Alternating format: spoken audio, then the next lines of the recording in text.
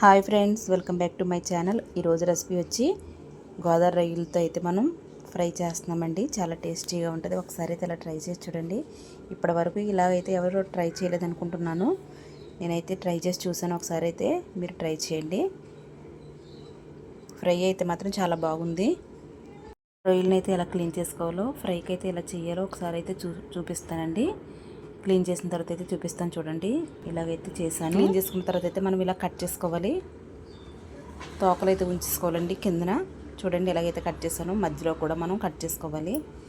అలా కట్ చేసుకుని అయితే మనం మ్యాగ్నేట్ చేసుకోవాలి. వీటిని మ్యాగ్నేట్ చేసుకోవడానికైతే ముందుగా మనం అల్లం వెల్లుల్లి పేస్ట్, కొంచెం పసుపు, కొంచెం సాల్ట్,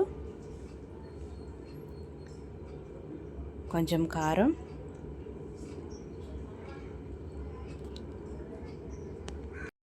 గరం మసాలా అయితే వేస్తున్నానండి. ఒక స్పూన్ అయితే బ్లాక్ పెప్పర్ కూడా వేసుకున్నాను, మిరియాల పౌడరు. కొంచెం అయితే ఒక నిమ్మకాయ బద్ద అయితే మనం నిమ్మకాయ పిండుకోవాలండి. మొత్తం అయితే కలుపుకోవాలి. ఇప్పుడైతే మనం రొయ్యలకైతే మ్యాగ్నేట్ చేసుకోవాలి. చూడండి, రొయ్యలన్నిటికైతే మ్యాగ్నేట్ చేసేసాను. ఇవైతే ఒక గంట పాటు అయితే ఫ్రిడ్జ్లో పెట్టుకోవాలండి. టైం ఉంటే అయితే పెట్టుకోవచ్చు, టైం లేకపోతే ఒక 20 నిమిషాలైనా సరే పక్కన పెట్టుకోవాలి. మసాలాలన్నీ పడతాయి. ముందుగా అయితే స్టవ్ వెలిగించి ఒక గిన్నె అయితే పెట్టుకున్నాను. 3 ఎల్లుల్లిపాయ రెబ్బలు అయితే వేసుకుంటున్నానండి చిదిపి. కొంచెం అయితే ఒక స్పూన్ ఆయిల్ వేసుకున్నాను. మనం పచ్చిరొయ్యలు మ్యాగ్నేట్ చేసుకున్నాం కదండి, అవి అయితే మనం పెట్టుకోవాలి. అలాగా మనకి ఎన్ని పడతాయో అన్నీ అయితే వేసుకోవచ్చు. మనం ఆయిల్ వాడకుండా బటర్తో అయితే చేస్తామండి. ఇప్పుడు బటర్తో అయితే చాలా టేస్టీగా ఉందండి. కొంచెం కొత్తిమీర డబ్బులు అయితే వేస్తున్నాను. బటర్ చూడండి, ఇటుపక్క అటుపక్క అయితే వేస్తున్నాను.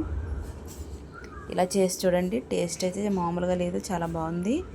ఇలా ట్రై చేయకపోతే మాత్రం ఒకసారి అయితే ఇలా ట్రై చేసి చూడండి. పిల్లలకు కానీ ఇలా చేసి పెట్టారంటే ఎంత చక్కగా తింటారో. ప్రాన్స్ ఇష్టం లేని వాళ్ళు కూడా తింటారండి, అంత బాగా తింటారు.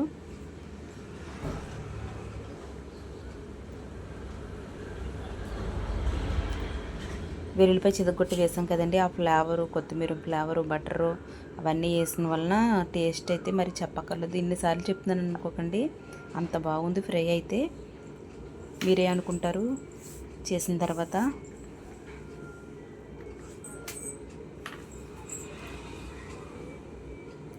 కొద్దిసేపు అయితే మూత పెట్టి సిమ్లోనే మనం ఫ్రై చేసుకోవాలి. అప్పుడే బాగా కుక్ అవుతాయండి. చూడండి ఎలాగైతే కుక్ అయినాయో. ఇవైతే వేగిపోయినాయి, తీసేస్తున్నాను. మళ్ళీ ఇంకో ట్రిప్ అయితే వేస్తానండి. మళ్ళీ వేసుకున్నాను, బటర్ అయితే వేస్తున్నానండి. మళ్ళీ కూడా మనం బటర్ ఎంత ఎక్కువ వేసుకుంటే అంత బాగుంటుందండి. ఇవన్నీ వేగినాయండి. ఇవన్నీ అయితే ఒకసారి మళ్ళీ కలిపి వేసుకున్నాను. ఒక గిన్నెలోకి అయితే తీసేసుకుంటున్నానండి. మొత్తం ఫ్రై అయిపోయినాయి.